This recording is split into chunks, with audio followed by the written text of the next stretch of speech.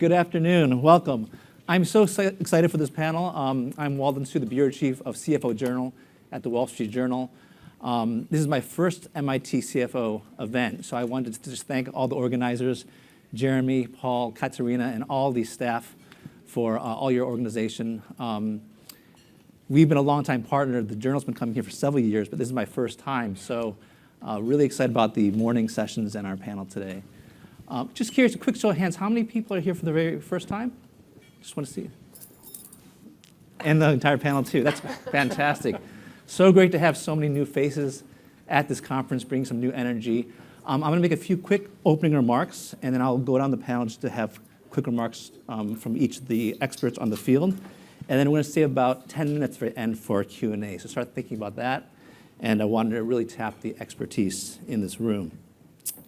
As Jeremy mentioned, we'll be talking about leading with intention, how CFOs on this panel and in this room think about themes like balancing operational considerations with day-to-day management and the need to invest in things like technology and innovation. A second theme will be managing talent. So how do you use that technology to really enhance the people in your organizations? And third, managing change, something that we write about a lot at the Wall Street Journal. We did a story this week just about how different companies like S&P and retail companies are using Gen AI, for instance, for earnings reports and investor relations. So I'm curious to hear what the panelists think about that. And we thought it'd be a fun way just to kick things off by using the technology to kind of frame our discussion. So we tapped ChatGPT to ask a provocative question. Why do we even need CFOs? He asked to a room full of CFOs, if it can replace a lot of the operational parts of the job. So we posed this specific question. Will the role of the CFO and finance team be diminished in many companies with advancing of Gen AI? And its reply, you'll be glad to hear, the role of the CFO and finance teams is unlikely to be diminished by the advancement of Gen AI. Instead, it will evolve. And here's some of the key ways. First, automation of routine tasks. Second, assist in enhanced decision-making. There'll be a change in shift in focus and skill set evolution, and in two other ways, risk and ethical oversight, and in the leadership role. So Sarah, I was curious, what do you make of that list? I'd love for you to kick things off just to talk about your reaction to this response and just opening comments on what you're seeing at Nasdaq. So nice to meet all of you, and thanks for having me. So first of all, I really like ChatGPT. Maybe I should hire ChatGPT as an excellent assistant here, which we do, by the way, at Nasdaq. We have most definitely hired AI to help us as humans be better. What I like particularly about the answer of ChatGPT is the focus on strategic decisions. When I became a CFO, first half of my career was being an investment banker. But when I became a CFO, I tried to figure out what is that role? Because I'm not a traditional CFO. I'm coming at it from the corporate finance angle. And I established a definition for myself, which is leverage operational excellence, data and insight technology to establish the right strategic decisions for the firm, execute on those decisions, and articulate those decisions internally and externally. So when you think about that decision and framework, that is what ChatGPT is telling us is the most important thing to think about. So I'm not operational excellence, data, insights. That is the evolving skill set that we are going to need. And I really believe that today already, we are talking about the CFO role and the CFO function being the central nervous system of the organization. We're kind of like you are helping everybody, you're empowering everybody to make those right decisions so that you can drive growth, the right ROIC frameworks, the right way to invest for growth, resiliency, and I think that in this dynamic environment, the CFO has a huge role, not just on ethical pieces, although that is important, as pointed out by ChatGPT, but resiliency is going to be very important. And efficiency can be done in an intelligent way, which is not just about cutting, but in being smart with technology, driving platforms approach towards data being leverageable and therefore efficient. Noemi, you mentioned, I think, evolution of skill sets. I was curious what you think about that. That's something that ChatGPT also identified. Do you agree with that? And what are some of the key priorities you're seeing at Moody's? Yeah, no, that's definitely something that resonates. If you think about the skill sets, especially in finance, there's a lot of hype right now around digital skill sets, data scientists, and how do we embed those skill sets within the traditional finance function. I think that's very important. But I think something that sometimes is a bit underestimated is the importance of interpersonal skills. Ability to not only be experts and manage the data, be experts in their own functions, but also ability to navigate, the complexities of dealing with people. People is, for most companies, the majority of the spend, the OPEX, and I think there's a lot of interpersonal skill sets that are required to evolve as a result of using more generative AI and automation. Ability to navigate conflicts, to read the room. So it's something that I spend a lot of time with my finance team in terms of soft skills training, because AI is not going to be able to replace those, and they're going to become even more important, especially as we want to become more business partners. The other thing I would say that I wouldn't say I'm a bit worried about, but I think something that's very high on my agenda, as well as my chief people officer. By the way, stakeholder, I spend probably as much time with my chief people officer than I do with my own finance team, is the impact on Gen AI and automation on the knowledge and expertise for younger workers who may come out of college or younger generation. We all learn. I started in public accounting, so I learned by ticking and tying, doing very repetitive tasks, and going up the ranks up to the senior manager role at those. And those things you would envision could be easily replaced or augmented with Gen AI and automation. So how do you continue to keep the young workers and people who come out of college engaged and build that knowledge, expertise in their field? You certainly don't want to lose that expertise. If you think about a plane, you're on autopilot until the automation starts to break, and then you still need people to have the ability to react and apply their own knowledge to navigate through turbulent times. And I think that's something we have to really keep an eye on as we're looking at, especially on the younger workforce. Does that resonate with both of you in terms of this shift to soft skills? I mean, there's so much with the rise of technology and automation. Are you seeing greater investments in time? I agree. I think that it's changed a lot. I mean, a lot of the things that the spreadsheets have mostly gone. They're not completely gone, unfortunately, for one of our earlier speakers today, but that stuff's gone. And the more that you get the opportunity to use analytics and make decisions, but it's really, really important that you can tell a story.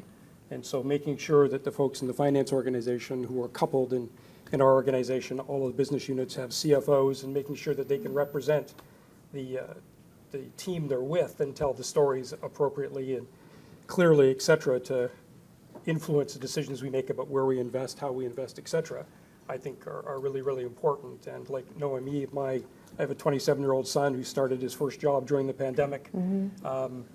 Because he was on probation, he was the one who opened the door in the morning, and he was the one who closed the door in the evening, and there was no one in the office.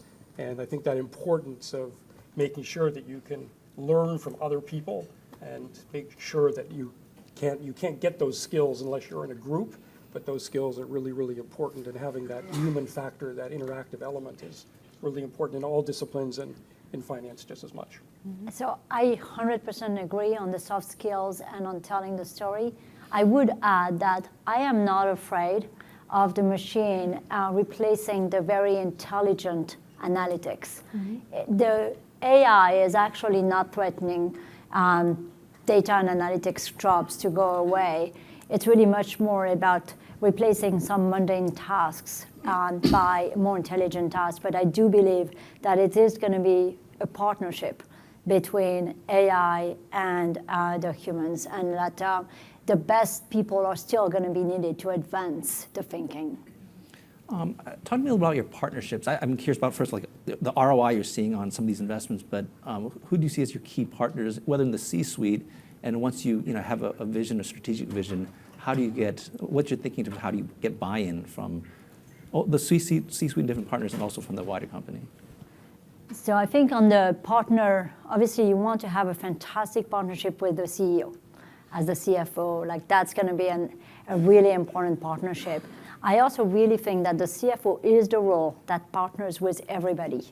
You are not asked to do anything by yourself. You're just asked to help the organization get to the right place. And so I would say I agree with you, Naomi, on like the people partner, the tech partner. Like I spend as much time with my tech organization as I do with myself. I have 2 tech persons on my own leadership table. Communications is also very important because you want to make sure that those messages are understood not just internally, but externally. And I think that's the role of finance and by definition, the business. And so I actually really don't want to choose, but rather to say that you need to want to be a partner if you want to take the CFO job. And it's something to remember every day. It's not an opposition game. It's I'm going to make us better together. I think I agree with that. I think CEOs have a lot of demands, of course, from all the others in the C-suite and from the market as well. And I think being a CFO gives you the opportunity to help give the CEO some your objective opinion. The other opinions are often biased, if you will. So CFOs hopefully can get through the clutter a little bit and just help give an unbiased, objective, unstructured, perhaps in some cases, opinion to help the CEOs think a little bit, to think through some of the options. I think in some organizations you worry about who is the last person to speak to the CEO.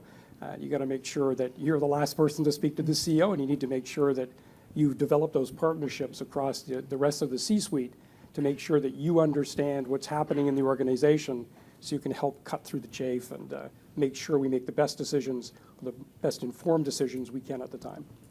Yeah, and so obviously Chief People Officer, CEO are very important stakeholders. What I found using, not only my current role, but also my past role in SAP and other tech companies is the partnership with the product organization and the sales organization. I think the CFO is uniquely positioned to kind of bring those 2 very important parts of your business model together. I've been in numerous conversations where, products was complaining that sales cannot sell what they're building and sales saying that they're building things that cannot be sold and there's no market for it. And so using the data, to your point, Dawn, around like data, analytics around, go-to-market, around market share, around product efficiency, data around sales can really help bring those 2 personas that are equally important for the success of the company together. And so, Moody's has half of the business is ratings, which I think everybody knows, but half of it is also analytics solution, data as a service. And that's really where I think my role is very important, to bring people who manage and own those data, build those product workflows around those data, and people who are actually going to sell it to our financial services customers and our corporate customers, because sometimes those bridges don't happen unless you have somebody kind of forcing the dialogue. And I think that's one of the roles I enjoy playing that role as well. And to the question about just getting buy-in, I'm curious about your experience at Moody's, because you've been there about 7-8 months now, less than a year. How do you bridge those partnerships? Any early lessons at Moody's? And same question for the rest of the panel. Yeah, I think it's, for me, it starts, and I'm fortunate to have a very solid foundation within the finance function. We don't really argue about timing for reporting or misstatements or things like that. So I think that sounds very obvious, but you need to have your own house in order, the right data at the right time with the right processes and the right analytics to serve the business demand before you can take it to the next step and have a business conversation. You can't really be, hey, I want to be your business partner if the numbers that you're providing aren't the right one, or you spend time debating what those numbers are. So at the risk of stating the obvious, I think that's the very first important piece, is the foundation around do your job, which is closing the books, providing analytics, forecasting, accuracy around budget decisions, around forecasts, et cetera, investors. Those are really important to build credibility and to really be viewed as a partner. And then once you do that, you can provide some insights. And what I think I've also tried to do earlier in my career, and I'm trying to do at Moody's now, is being around and talk to our customers as well. Because again, it's an easier conversation with a sales leader or a product person when you're actually in the field with them, hearing what customers say, as opposed to coming in maybe with your ivory tower preconceived view on how you see the world from your CFO seat. But if you're in the trenches with the business leaders to try to understand what the market demands and how you can respond to those demands, I think it makes it from an easier conversation as well when it comes to trade-off decisions and things like that. And Sarah, what about you?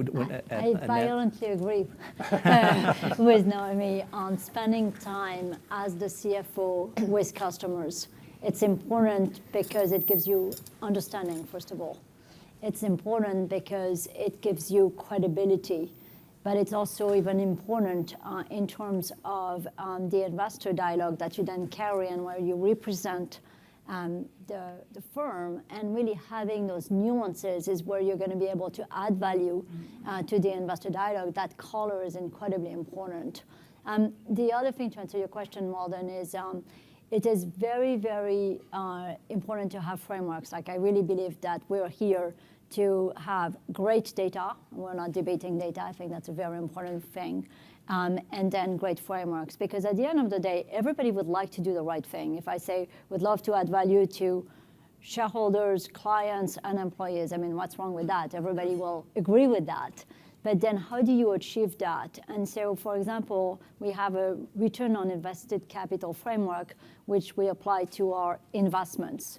Everybody would like to do more investments. But if you apply a framework where we talk about a balanced portfolio, we talk about what we should achieve across different horizons, then we are prioritizing. And we're making those decisions, but not because I like you better than I like you.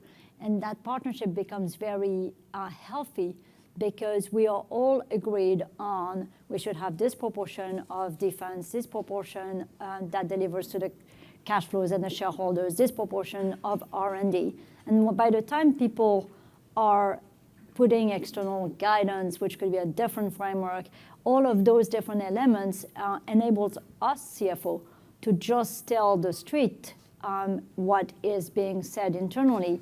And we tell back to our own teams what they have told us.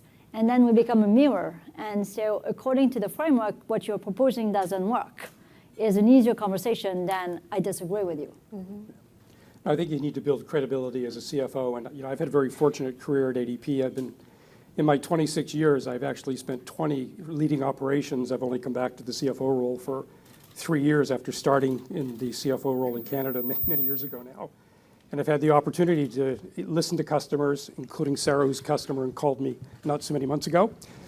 She left happy, I hope. So, it was the best call you ever wanted. I wanted to reduce vendors, which is one of the things. And I called him and said, can you do more countries for me? We said yes. So that's excellent. But I think you have to have that credibility. And to have that credibility, you have to know the business that you're in. And so fortunately, having spent so much time in operations, I think I have that perspective on the business. And I expect the same of my CFOs who support the business units. And they need to, I always tell them, they need to support the business units that they're in, but they also need to challenge them. And to do those things, you really need to understand what the challenges are, what the obstacles are, what we need to do to succeed. Do they really understand the competition? They really need to become a business partner, and you could change their titles from finance to strategy or to some other thing. The fact is they need to be strong business partners and use some of those things that we talked about earlier in terms of using the raw data to get the analytics to help form the opinions. But that's really, really what's important to make sure we make the best decisions in the BUs. And then we roll that up. And then, as Sarah was saying, there's no shortage of things that people want to build internally. So you get the organic view, and there's a bias on development teams, oh, we should build everything. And then there's folks perhaps in sales who think, oh, it takes too long to build it, we should go buy that. And there's always upsides and downsides to making big decisions and big acquisitions. And then, of course, when and where do you partner? I think those 3 areas are the areas that you have to understand and you have to look at, and you need to inform yourself with as much data as possible to make those decisions. Sarah, in our conversations, I think you talked about the idea about CFOs being the masters of everything. I was curious about if you think that's the case, and is it particularly true since COVID as an impetus? And what happens when you aren't the master of everything? How do you personally bridge that skill gap? And same for the wider organization. Look, I would say I certainly wouldn't self-describe myself as the master of everything, but I use that expression of the central nervous system. You are at that core place in the organization where you're part of every decision and the execution of every decision, and then the dialogue with external shareholders as well as with internal stakeholders. And that's, I think, a really interesting position, which enables you to add value to the dialogue.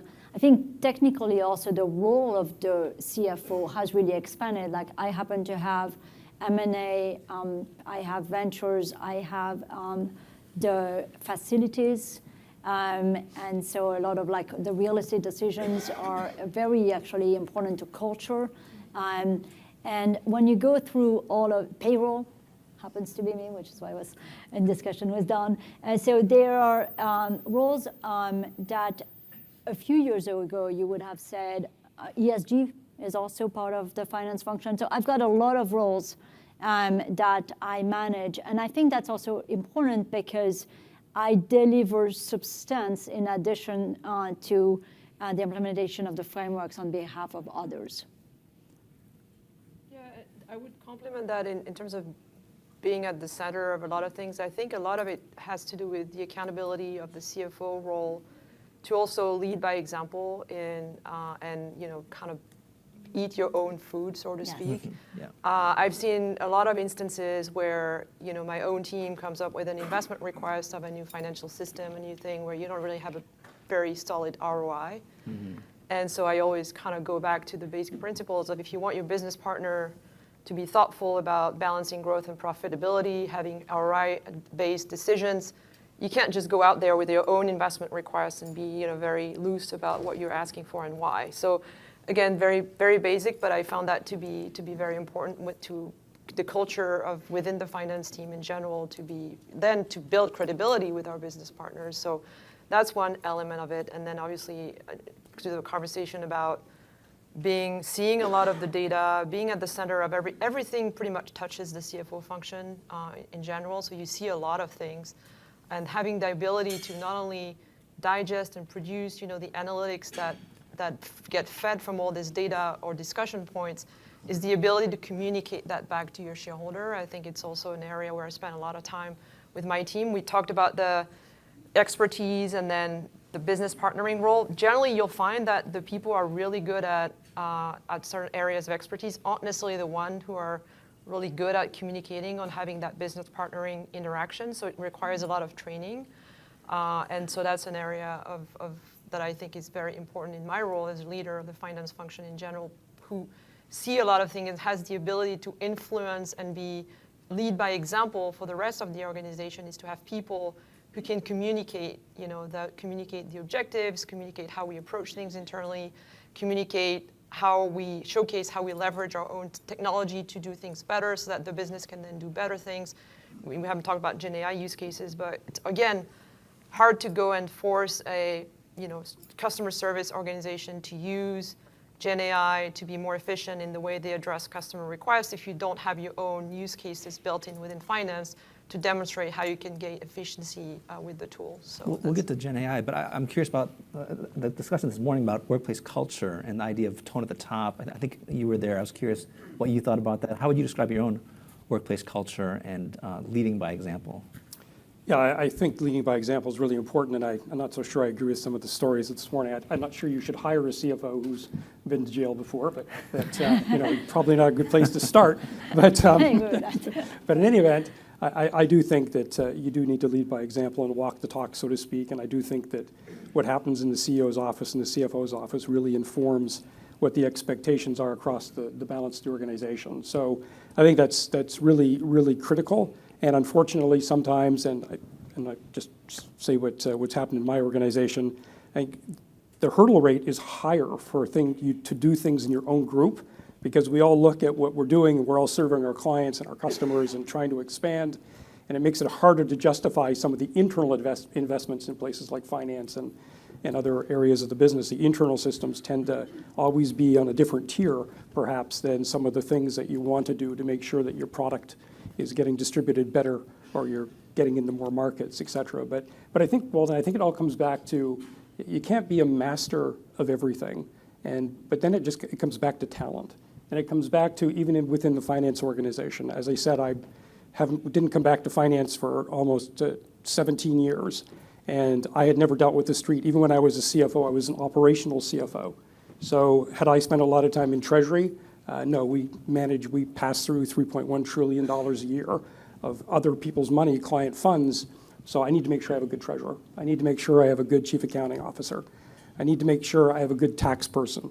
So you need to make sure that even whether it's in finance or whether it's with the rest of the C-suite and the partners you have, you may not understand it all, but you need to make sure that you're comfortable and confident in the talent that's in those roles to help you do the things you need to do. I'd say the other thing that we need to do, and it's quite demanding sometimes, is because the marketplace is moving so quickly, you need to read the Wall Street Journal every morning. You need to read the FT. You need to read The Economist. You need to understand what the competition's saying on their earnings calls. Like you need to make sure Moody's that research, actually. Moody's research. Thank you very much. and Sarah, Naomi, thank you very much for reaffirming our credit rating. So you need to make sure that you're very, very well informed about what's going on. Partnership, externally too. You just need to do that, because if you don't do that yourself, you really can't have the credibility with the C-suite, and you certainly don't have the credibility with the street.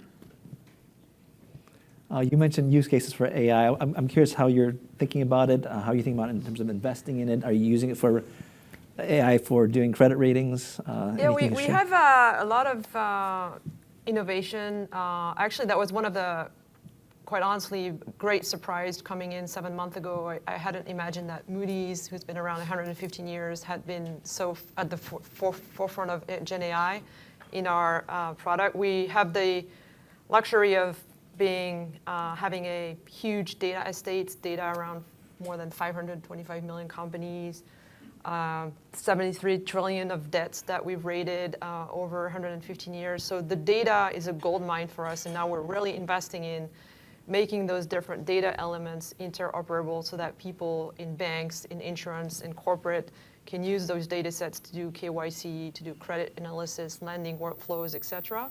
So there's a lot of investments that goes in it from a customer-facing, product standpoint.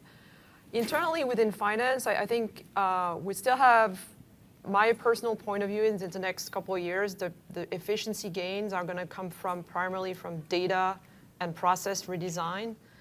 Then we can leverage Gen AI more than we do today, but it starts with having clean data that flow from different systems, Salesforce to SAP to ADP. Different systems, you need to have those data sets cleaned up, standardized, and curated for your needs. So then, and then you work on your own processes from quote to cash and R to R to be able to leverage those data sets. I think there's already a pretty significant pockets of efficiency right there. And then you throw some large language model analytical capabilities on top of this, and this is where you get the real savings. So in terms of immediate use case, and I'm sure those are pretty consistent across the room, we have obviously in accounts payable and procurement, the ability to analyze a lot of vendor contracts and really summarize those terms and conditions and pricing sheets. And those, so we use that a lot as an example. We use that in accounting with reconciliations to reconcile like payments that come in through the invoices, et cetera.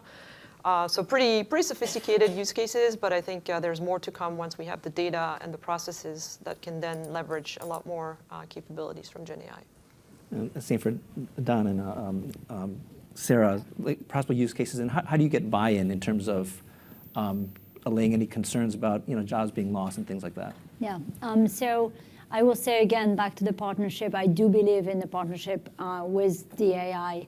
And so we're a growth business at Nasdaq. We've got last quarter we're at 10% growth of revenue and 5% of expense. So we're adding to expenses.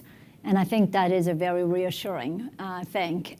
When you think about the role of technology, it enables you to effectively add less as opposed to reduce, which I think is a privilege.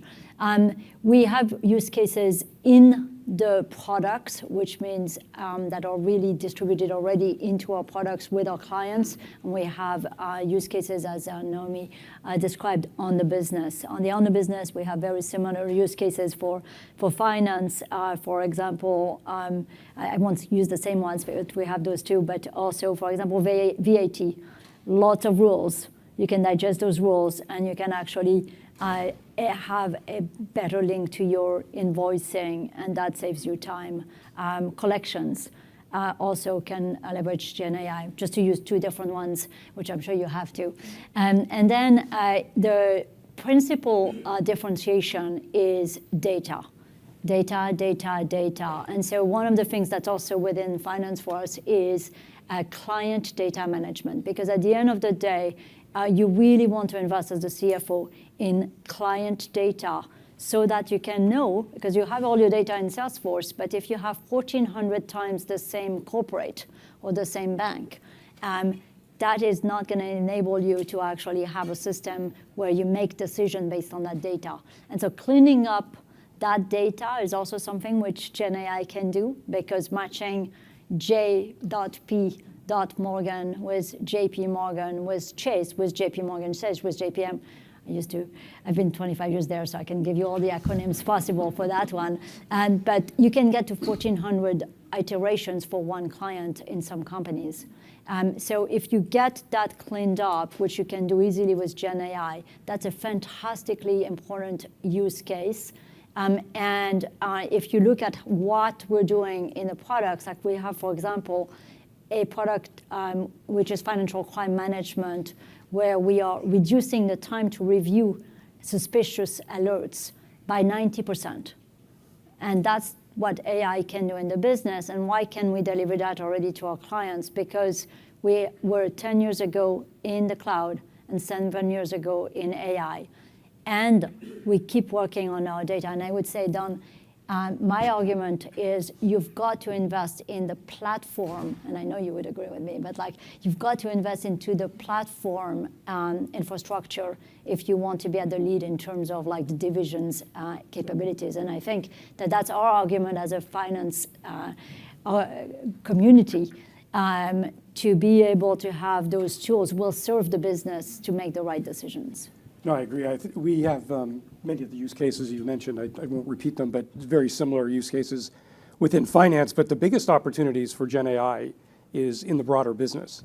So if you think that we pay 41 million people every payday around the world, and we get 22 million interactions with our clients. Now, I remember the days before CRMs. I'm giving my age away here, but someone used to take a phone call and write a note.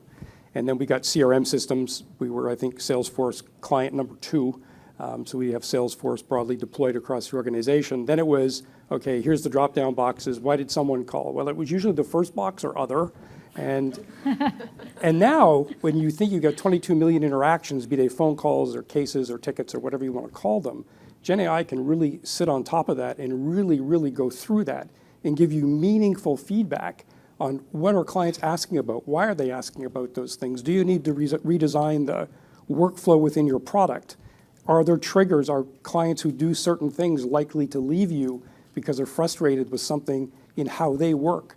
There are just so many use cases that you can put together. And we've made good progress in some of our divisions deploying some of those things. And us, like others, I've been talking to other CFOs, everybody's worried about taking their data and extending it to the broader world. Everyone wants to keep their own data and put large language models or medium language models, whatever you want to call them, on top of your data. So what do you need to do if you want to pay someone overtime in the city of Philadelphia? Well, you got to ask about 5, 6 questions to understand the background. So how do you take all of the interactions we've had and get yourself to a place where you can have an answer that you can train some of the people that we have roughly 30,000 people who are in our customer service organization. How can you make sure that the person that gets that ticket or gets that call can either answer the question or even better, how can that answer be auto-generated through Gen AI? But you've really got to use Gen AI on top of all of that data, and in some cases the data is still somewhat unstructured. You got to get all that data structured and then use the language models to get into that. And I think it's going to make a meaningful difference for how you interact with your customers going forward. And how are you measuring those differences? I mean, I'm curious how you think about ROI these days, and is the runway much shorter, you're finding, or because the expectations are so high in terms of the efficiencies that you're expecting? Yeah, I guess the standard CFO answer would be it's not coming fast enough. But I think I would say that I think we're happy. I mean, I think you asked the question, Walden, about Are we worried about job disruption and people being frustrated? I think, and what we've seen so far is just being able to do a lot more with the same is a good place to start. And I think as time goes on, we may end up with those decisions. But I also look at where turnover happens in our organization, whether it's in finance or in customer service or other areas. And it tends to be in those areas where the jobs aren't terribly enriching or rewarding. And so if we just look at the natural turnover of staff, if those roles are being replaced, you're not really talking about taking your headcount down by taking down active participants and the knowledge value that you have in those people inside your business. What you're talking about is making sure that some of that work, or the low-hanging fruit, if you will, doesn't have to be done by humans and can be supplanted by some of these Gen AI tools. Yeah, there's one thing I would add on the topic of cost avoidance versus, actual reduction. I think we also have to be honest with ourselves and capture those atomized savings that may be, scattered throughout the organization. If you save, I often hear that I saved 2 hours of my time, then somebody else will say I save half a day of my week. You have to somehow be able and have the courage to capture those. At the end of the day, they have to translate into cost avoidance, but also potentially actual savings. So that's one of the things that we're spending some time on, is really understanding where are those buckets of savings or efficiencies, and how can they be either flowing through the bottom line or reinvested into areas of growth. And that's not an easy thing to do, because as I said, those savings can be a bit atomized, or it's hard to rationalize them to an actual number. And then on the customer side, not coming fast enough, I think we have a lot of everybody, I'm sure, on this panel going on an earnings call is about, how do you monetize Gen AI investments, and what's the return on investment? How does that translate into actual revenue growth, et cetera? I think what I've noticed is that those discussions we're having with customers, especially large ones who are embarking in large digital transformation in banks or insurance companies, it changes a bit the narrative around the pricing and the value proposition for your solutions, because you're not only talking about a specific selling a product to answer a use case, you're talking about selling a solution that will, at the end of the day, replace an entire workflow down by an entire team of several hundreds human beings in research or other areas. And then you get the attention of the C-suite way above the procurement level, and that's where I think is really important. That's exactly, for example, that case that I just described. It's when you can actually use AI to transform a process as opposed to make it more efficient for your client, that is where it's different. And for that one, when you get to down by 90%, that means that you have hundreds of people whose job would go away in banks for that, and you would catch more financial crime, fraud. And we don't charge for that actually separately. But when we go to the client and then ask for an upsell, that's well received. And we already have that in the hand of 2,000 clients out of our 2,500 base for that product, and it's utilized by 1,000. I think that, AI is real. It's not like science fiction for tomorrow. It's in the hand of 2,000 out of 2,500 clients for that particular product, and it is utilized by 1,000. I 100% agree with everything you said on this. I think it's also really, really important to go back to data. The ROIC is entirely dependent on whether you started in the cloud 10 years ago and your data strategy and your AI strategy associated with that 7 years ago, or whether you're starting now. If you're starting now, the returns, the ROICs on AI are not going to be good. And so for us, they're very good because they were Horizon 3, which would be R&D 7 years ago. And by now, it's just the incremental Gen AI pieces, which are very cheap, actually. And so we have very, very, very positive business cases, Horizon 1 and Horizon 2, as opposed to Horizon 3. But that is entirely dependent on having an infrastructure that was invested into. But if you are not yet at that place in your organization, I would say that trend is not going away. And so you've got to take the step forwards, even if you are not generating 2 times ROIC in the next 3 years. I mean, I see plenty of if you give me $3 million this year, I will give you back $11 million this year. That's how good it is. and then forget about the impact over 3 years, 5 years. It's incredible. You talk about change management. I'm just curious how all of you think about managing change. I mean, change is, there's a lot of flavors of change, right?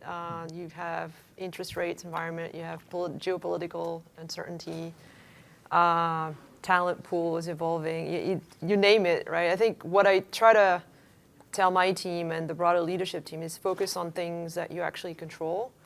It's very easy to get caught up into, especially even from investors, you get a lot of questions, what do you think about the election? Or what do you think Trump is going to do next week? And like, well, think about it. We've been around 115 years. We've been through a lot of different political cycle, geopolitical cycle, interest rate cycle, financial, economic cycles. And so just focus on things that you control, have a clear strategy that is articulated in a consistent manner by all the members of the executive team. You're not the only one carrying that message.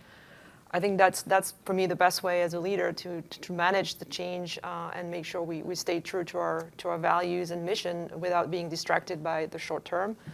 So that's one example of dealing with change, but there's, again, probably a lot of different flavors of it. Yeah. Well, since you mentioned that we're about to have a change in leadership in this country, I'm curious, how are you preparing at your respective companies in terms of corporate tax rate or tariffs, if you want to touch upon that? Yeah, I think the answer to that is similar to what Noémie said, what you can control. And I would say that like Moody's, ADP's been around for 75 years in lots of countries, and we've seen lots of changes in leadership and lots of changes in political parties, et cetera. But what we try to do with what we offer is make sure that business owners have to worry as little as possible about making sure they're compliant with their taxes and paying their people properly and following all the right rules. So whether administrations come and say, oh, we're going to add a lot more burden and legislative burden to what they do, or if administrations come along and say, you know what, we don't like all that stuff that the other guys did, we're going to take it apart, and it's still change.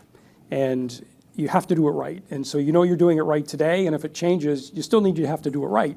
So we don't think that it's going to cause that much upheaval for us. We've seen change over the years. In the early days of COVID, we had something like 1,200 legislative changes across a number of countries. Countries were changing their payroll taxes, stopping them, making them go in half, finding ways to facilitate payments to employers in the countries directly through the payroll. I mean, there were literally over 1,000 of them, and we coped. And so, we expect that if there's change, and we expect there'll be some change, but I'm not sure that I don't think it's going to be a negative for us. I do think the geopolitics is something that most of us, or many of us, had to exit Russia quickly, as we did. We're all kind of watching what's going on. I certainly see many of our clients who are ring-fencing operations in some countries in the world just in case, because they learned the first time around. They're buying domestic products as opposed to buying global products from us. So we can provide the domestic product, but there are things like that I don't think are going to have a big impact on ADP's business because we don't have the largest operations in some of those areas. But I think it's the broader potential disruption that could be caused to the business climate. And so how you manage for change and anything you're doing differently with the new administration in January? So I would say we manage through political cycles and not two political cycles, which is a different version of what the other panelists have said. Well, for us, markets are reacting to the current information as enthusiastic to be the scorecard. So we could see a little bit more IPO, and we could see different things where the clarity that we have gotten out of an election that is decided that is a positive for sure, to have clarity. And so, but when I bring it back to change within the organization, in finance, for example, I have done a lot of change in the last year. And I think that when you want to do a lot of change, you need to have people on board with you. And I'm talking about both your partners in the rest of the organization, of course the CEO, but also your team.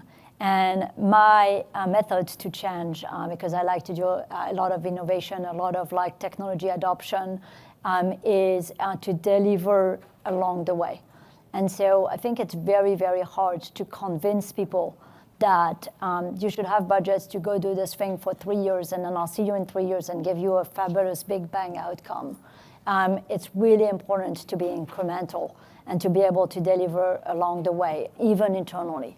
And so when I put in place, for example, Power BI dashboards so that I could see my 4,000 pages worth of analytics in my iPad every day, real time, I didn't do that overnight, but I did it in 6 months for something that was already usable and used by the CEO and by me and presentable to the board. So to the extent that you deliver things in a matter of months, you are able to have people along with you. I think that's something that's going to be really important. I totally agree. I mean, I totally agree. I think the quick wins, the demonstrating, people are generally a bit exhausted with, long transformational initiatives. A lot of, I guess actually Rob, our CEO, hates the word transformation. He talks about evolving the business because you're never really done transforming. But the quick wins and showing, the immediate return on some initiatives, especially in a world where people may be working in hybrid settings or may not be together every day to share, progress. I think it's very important to communicate quick wins over and over and not wait for the end of a 3-year program to celebrate. And I completely echo that. I think it's a very strong recipe for engagement and people buying in and wanting to do more. Great. I think we have time for questions. We have all this expertise on this panel. Over there. I think in the back there.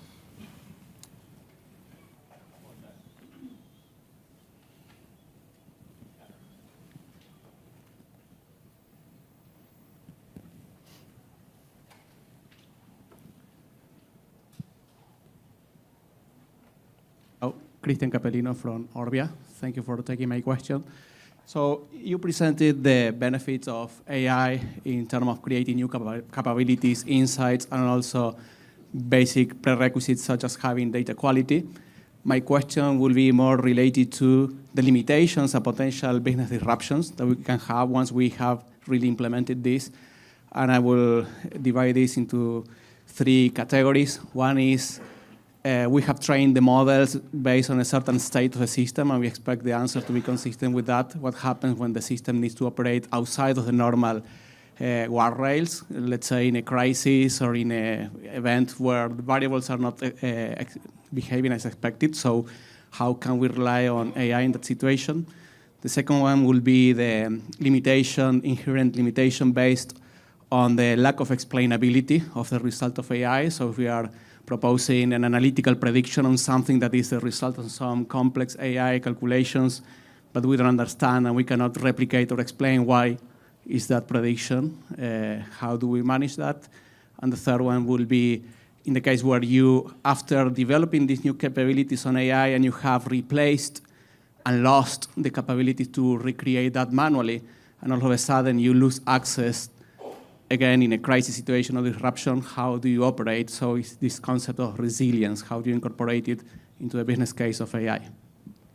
Yeah, I'm happy to start, but I guess what I would say is much of what you touched on there speaks to the lack of human involvement or human understanding.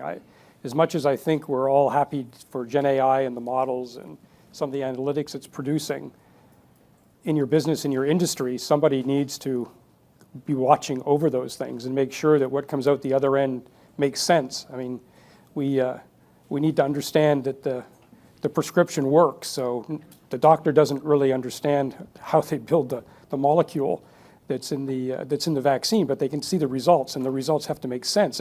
If the results don't make sense, then someone needs to go back and challenge the underlying vaccine or the underlying molecule. So I do think, though, that there's if you look at organizations and you think about the human element, the human layer, it's always going to be there. Is there a risk that you're going to lose all of the expertise? No, I would say that even today, if we look at our organizations, we have a really small group of individuals who are really the experts on what we do.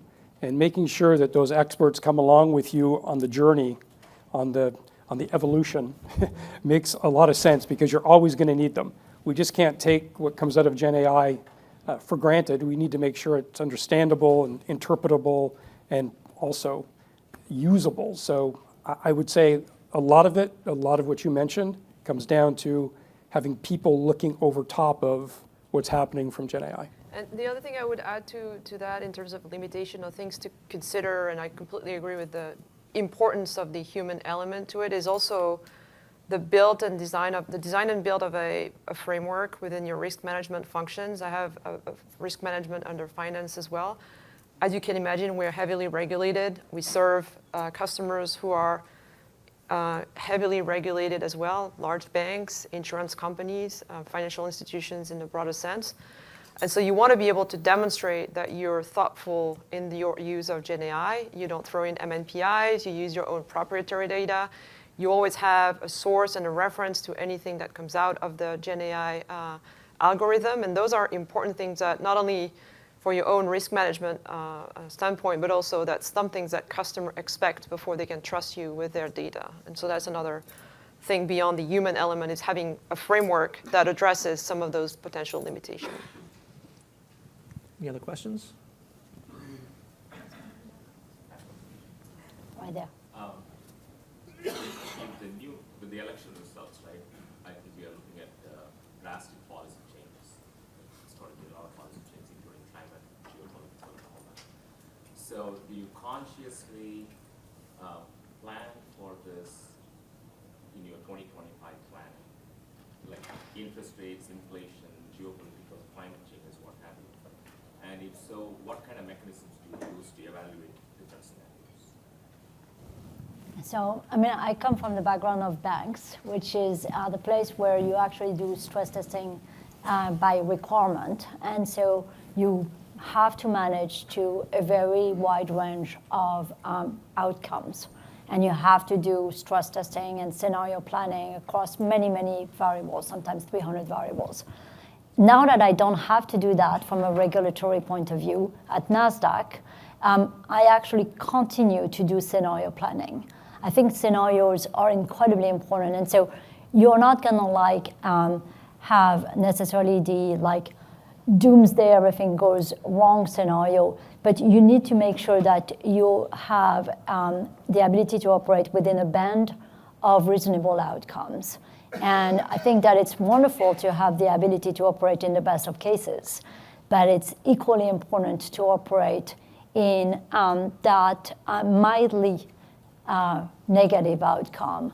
And as you plan your expense, really having the ability to see what is leveraged to revenue, because some of your expenses will be related in any case, and they will go down naturally, versus what is fixed. And making sure that you preserve some flexibility across scenarios is incredibly important. Another question in front. Chris Adamits, Atlantic Plywood, Corporate Controller. I know earlier you brought up kind of the aspect of being able to have experts around you. How do you find them, or what strategies have worked best for you guys? Yeah, that's a good question. I think we have a lot of it starts with intention and spending time on talent management. I think that's something that you would expect any leader to do, and CFO is no exception. So I spend a lot of time, as I said, with my chief people officer to not only understand what I need today in terms of expertise, but also what I'm going to need in the next 5 to 10 years, because those skill sets and areas of expertise are going to evolve. And I think for us, and I use the same kind of mechanism as our ratings business, as you can imagine, it takes time to train, form a leader analyst who's going to talk to the Fortune 500 companies or any publicly listed companies and really articulate the viewpoints around the rating assessments. Those aren't skill sets they can build overnight. And so we have very thoughtful workforce planning tools, and we use some of our software solutions to help us do that. So I think that's another, it's planning for the long term, not only looking at what you need today, but also looking at what you're going to need in terms of expertise. What is accounting skill sets are going to look like 10 years from now? Are you going to need more data scientists? And how do you approach universities, college, campuses, other peers to really build that talent? It's really more like a long-term game, and that's how we try to approach it. I would just add one thing. One of the things that I've done, which I think is super important, is bring your organization along. It is super important to see that this new technology, Gen AI, if you haven't noticed, I'm quite positive on it, is very easy to learn. And so whether you're talking about Power BI dashboarding or Gen AI, you're talking about things that can be learned in a matter of hours or tens of hours. I'm not talking about sending people back to school to get a PhD. And so we have requirements, and this is at Nasdaq, where we have a goal for the entire organization to have taken a minimum of Gen AI training. Right? And we're not talking about like becoming an expert in Gen AI, but like really understanding what it is. In my finance function, we've done that too. We've done the same thing also on Power BI, because we are not delivering PDFs or PowerPoints anymore. We're delivering things in Power BI. But we need to bring along the organization, and so we're forcing people to become good at the stuff that we need, and we made it a goal. And then we're measuring that, like we've got achievement of that goal.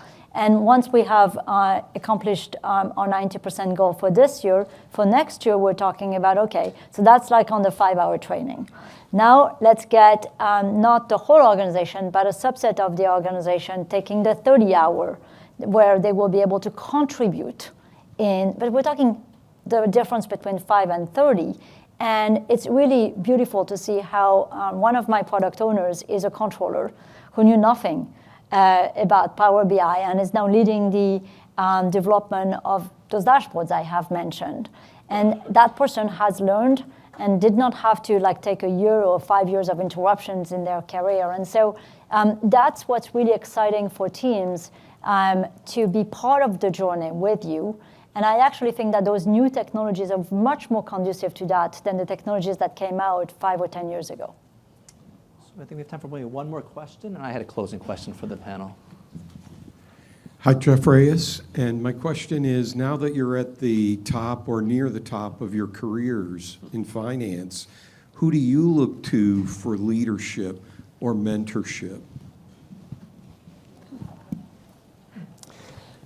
I guess I'm starting.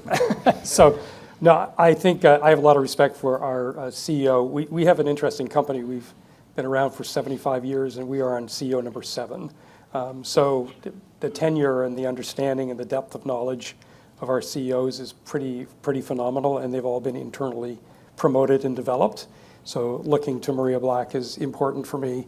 I think there's also certainly some of the prior CFOs. Every time something happens, I often get emails from prior CFOs, or prior CEOs. Interestingly, half of the prior CEOs used to be ADP's CFO. I'm too old for the CEO job, so no rumors, please. But I look to the prior CFOs. And I also, by the way, I also look to some former HR partners from prior lives. I think they've always given me good advice, and I've always had great respect for the folks in the CHRO office. And those are the people who can really try to set your keel properly and make sure you're not pushing too hard because you're stressed, or not pushing hard enough because you don't want to stress other people. But so I would say CEO, former leaders, and former CHROs in particular. The other thing I would add is the board members. I found them to be probably underutilized in certain ways. I really try to make a point in meeting individually with my board members every quarter to not just do the business as usual, the committees, the board meetings, et cetera, but also get their personal advice on things, topics, either on business topics or personal development topics. And I found that to be a very valuable resource. And obviously, events like this one, where we all, in CFO or finance and leadership roles, and it's very important to stay, connected and build network with peers. So, Jamie? and to add. So I agree with all of the above. But also previous companies, mentors or sponsors that you have had. Relationships don't go away because you have moved. I provide mentorship to many people who are not at Nasdaq because I have collected those mentees over the years, and reciprocally, I have mentors and sponsors that I cherish and that are not in my organization. And so having all of the wonderful interactions within the board and the current organization, but also looking for input from the outside. So since we have a room full of CFOs looking for insight, my last question is, what would be your best advice for everyone in terms of leading with intention, if you just want to go down the row? Sure. I think communication is probably one of the big things that maybe not come naturally, at least for me initially earlier in my career. I was more of maybe an accounting nerd or focused really on my areas of expertise. And as you move up the ladder and you take on more leadership roles, you have to make sure that people understand the why and relate to the overall purpose, especially the further down you go into the organization. So maybe invest in communication skills, in understanding how to, again, relay a company brand or narrative. I think that's something that maybe I wish I had done a bit earlier in my career. I would say take that communication skill, but make sure you build networks. Make sure you build a team framework. You work with your peers, the other C-suite players, and just make sure internally inside the company, but also beyond the company. It's amazing you come to an event like this and you bump into people who you've met before or who know someone you know, and just having that infrastructure and just having that social network, I think, is very, very important to your career and your future. So build your soft skills and build your network. So I agree with both. I think as part of the both, I would say give before you receive. As you build your network or as you mentor people, as you build relationship internally, give before you receive, because you're in a role where it's all about partnership. And then if I can add, I would say prepare. I like setting that bar high, being curious, prepare. I think the CFO needs to lead by example, as we have discussed. And it's not just about the soft skill and the network. It's also about the preparation and the good work that you put in. Thank you so much for your insight. Thank you. Thank you.